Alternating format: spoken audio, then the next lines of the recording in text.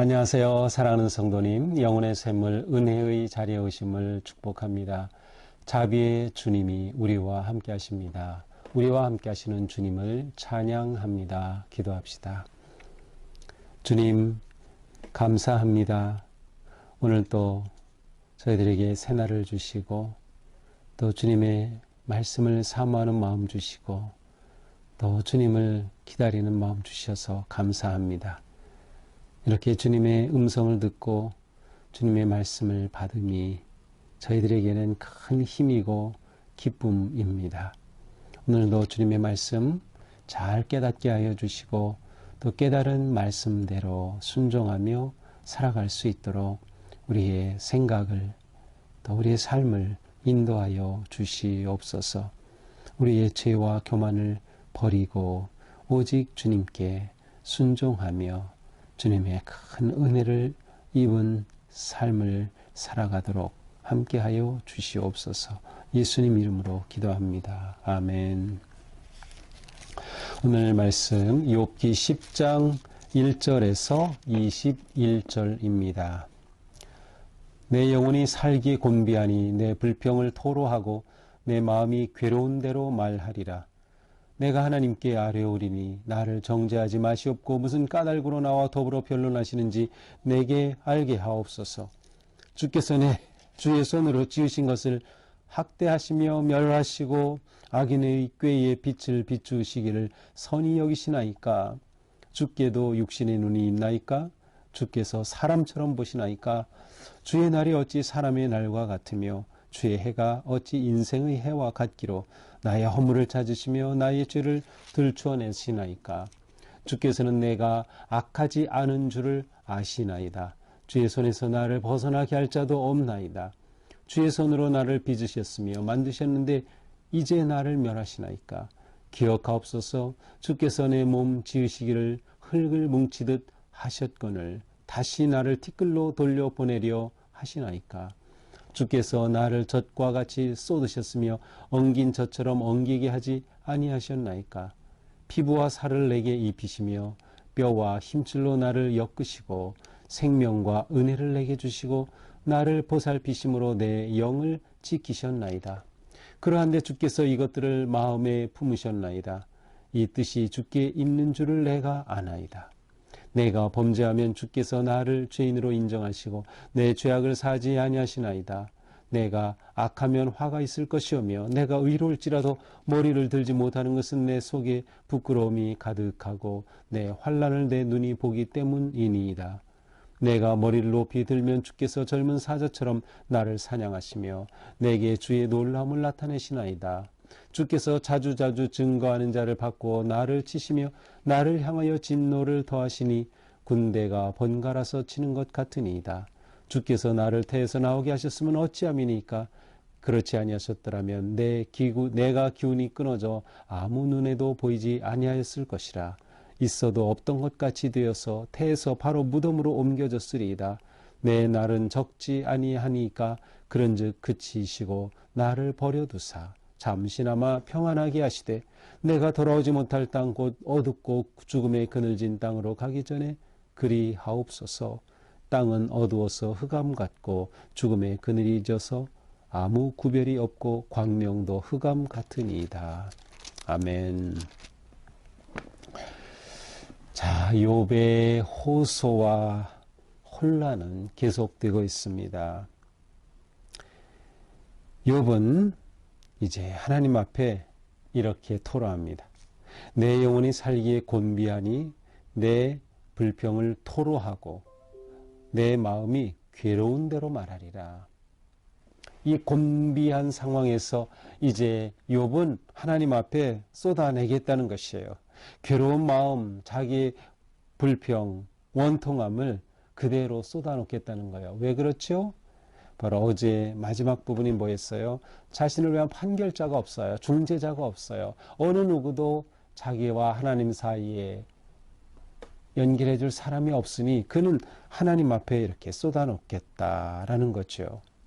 2절입니다. 내가 하나님께 아뢰오리니 나를 정죄하지 마시옵고 무슨 까닭으로 나와 더불어 변론하시는지 내게 알게 하옵소서. 자, 욥은 아무 혐의 사실도 없는데 그것이 무엇인지 밝히시지도 않고 이렇게 고난을 받게 하시는 하나님, 그 하나님을 향해서 토라는 겁니다. 정말 하나님이 의로시다면 내 혐의 사실을 밝혀주셔야죠. 그러면 제가 인정하겠습니다. 이 속에는 뭐예요? 욥은 자신이 하나님 앞에서 자기의 죄 때문에 벌을 받는다고 생각하진 않아요. 자기가 볼 때 자기는 하나님 앞에 이렇게 벌을 받을 일을 한 것이 보이질 않아요. 물론 이것은 욥이 교만하다는 뜻이 아니고 욥이 자기는 의롭다라고 말하는 것은 아니에요. 그러나 여기서 이것은 모든 고난이 죄 때문에 오는 것이라고 하는 것에 대한 반박이에요. 욥은 그것과 반대편에 서 있는 거죠. 욥의 친구들은 이것은 너의 죄 때문이야. 그러니 너가 회개해야 돼. 내가 생각해봐. 잘못한 게 있는 거야. 이렇게 해야 되는 거죠. 이게 서로 대립되고 있는 것이죠. 더 나아가 욥은 하나님을 학대하시는 분으로 묘사합니다. 3절이죠. 주께서 주의 손으로 지으신 것을 학대하시며 멸하시고 악인의 꾀에 빛을 비추시기를 선히 여기시나이까. 자, 하나님이 자신을 학대한다고 느껴지는 거죠. 그것도 까닭 없이 학대하는 것이죠. 까닭 없이 멸시하시는 거죠. 오히려 악인의 꾀에 빛을 비춰주시는 꼴이라는 거죠. 정말 하나님이 하나님이십니까? 라고 물으면서 4절은 뭐예요?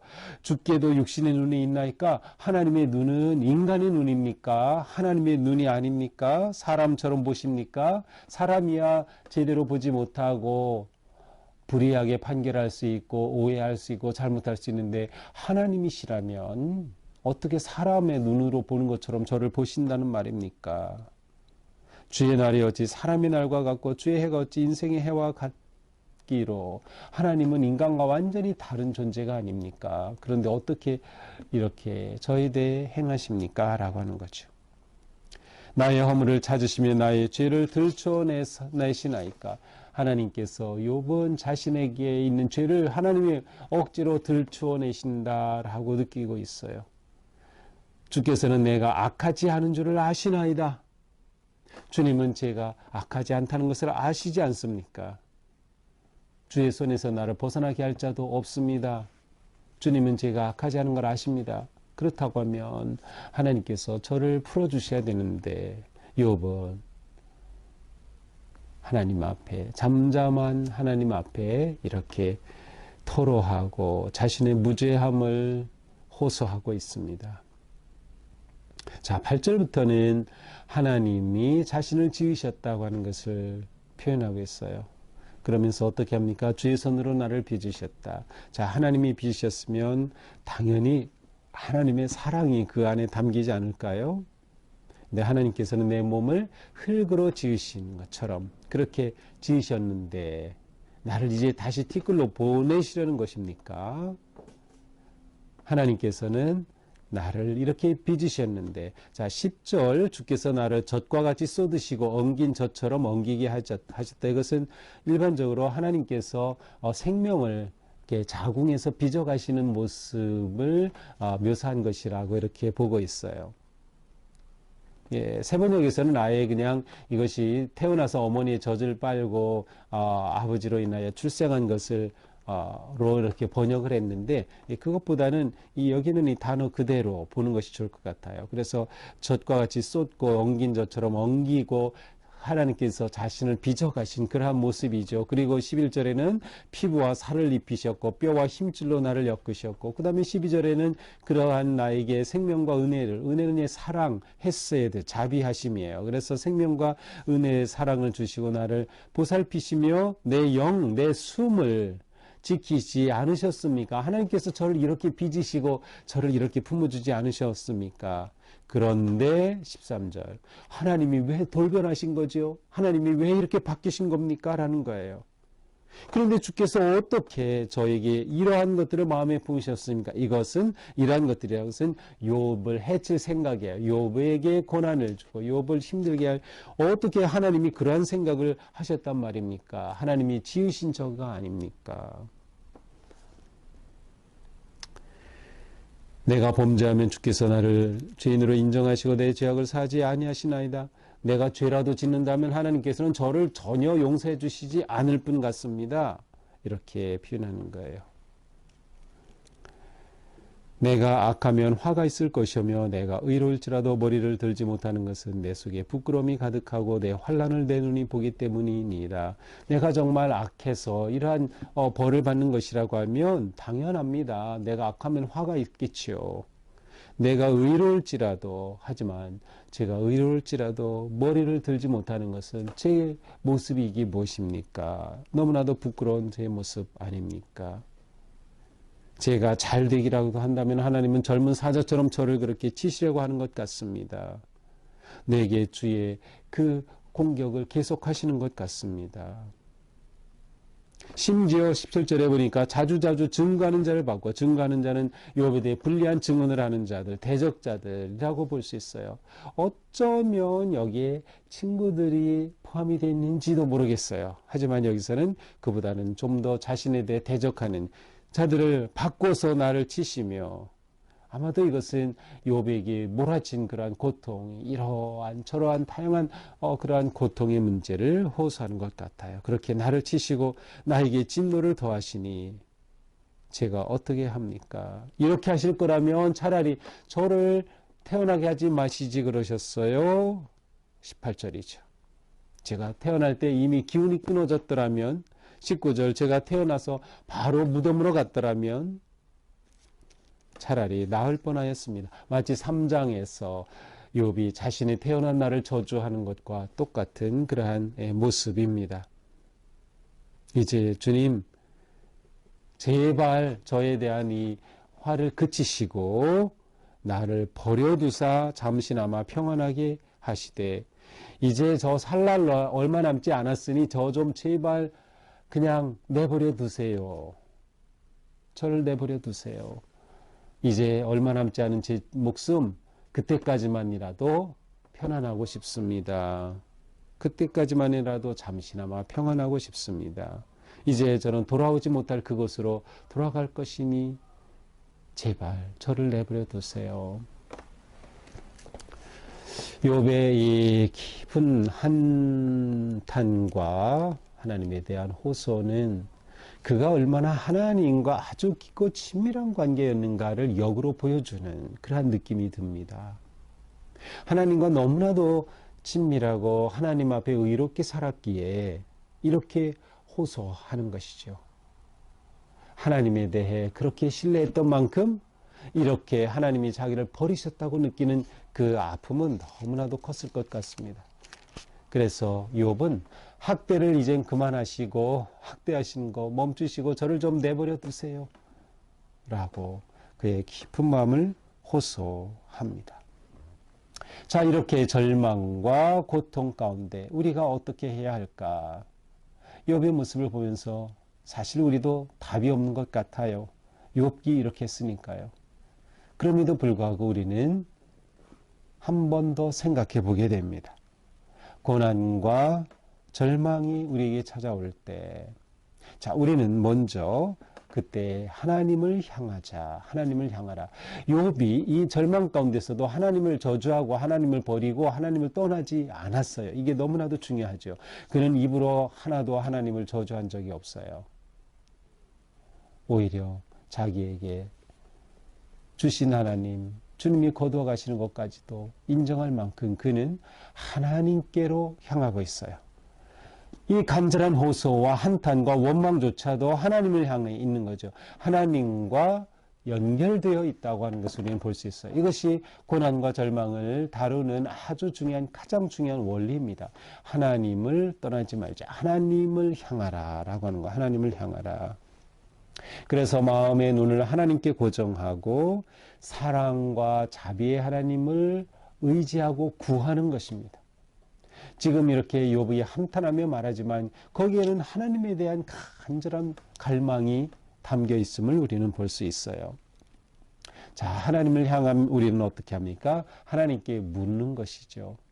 욥은 하나님 앞에 계속 질문을 하고 던집니다. 하나님께 묻습니다. 하나님 앞에 나아가는 거죠. 이것이 신앙의 삶이에요. 우리가 매일 묵상할 때 그것은 우리가 던지는 물음과의 만남입니다. 우리가 하나님 앞에 물음이 있을 때, 하나님께 묻게 될 때 우리는 묵상을 통하여 말씀 안에 하나님의 음성을 듣게 되는 거죠. 말씀은 우리에게 놀라운 방식으로 다가오고 하나님의 음성이 되기 때문입니다. 그래서 하나님을 향하고 하나님께 묻는 것이죠. 그러면서 우리는 하나님의 뜻이 모든 것에 있음을 반드시 기억한다. 내가 이해할 수는 없지만 분명히 이 고난 가운데도, 이 절망 가운데도 하나님의 뜻은 있다라고 하는 것을 기억하는 겁니다. 우리가 이것을 기억할 때 이것은 우리에게 얼마나 큰 힘이 되는지 모릅니다. 내가 모를 뿐 하나님의 뜻은 반드시 있다. 왜? 하나님이 나를 사랑하셨고 나를 지으셨고 나를 구원하셨으니 나를 이렇게 버려두지는 않으신다라고 하는 그러한 마음과 믿음 있기 때문이죠. 그러므로 우리는 이런 상황 속에서도 우리의 삶을 더욱 긍정해야 되겠다. 욥은 너무나도 힘들었기에 자기가 태어난 날을 저주하였고 또 오늘 본문에서도 자기가 차라리 죽었으면 하는 그런 마음이지, 이것은 그만큼 그의 고통이 극심한 거예요. 그럼에도 불구하고 우리의 삶에서 우리는 내 삶을, 내 생명을 긍정하자. 하나님을 더욱 의지하자. 이것이 우리가 고난과 절망을 이겨내는 하나님의 길을 찾는 그런 방법이 될 것입니다. 기도하겠습니다. 주님, 오늘도 말씀을 통해서 우리가 고난 중에, 역경 중에 이해할 수 없는, 또 받아들일 수 없는 그런 혼란 속에 어떻게 해야 할 것인가를 생각해 보았습니다. 정말 하나님이 나를 학대하시는 것처럼 느껴질 경우라도 우리가 결코 하나님을 버리지 아니하고 하나님을 바라보고 하나님께 물으며 하나님께 소망을 들 수 있도록 저희들의 마음을, 저희들의 믿음을 지켜 주시옵소서. 예수님 이름으로 기도합니다. 아멘.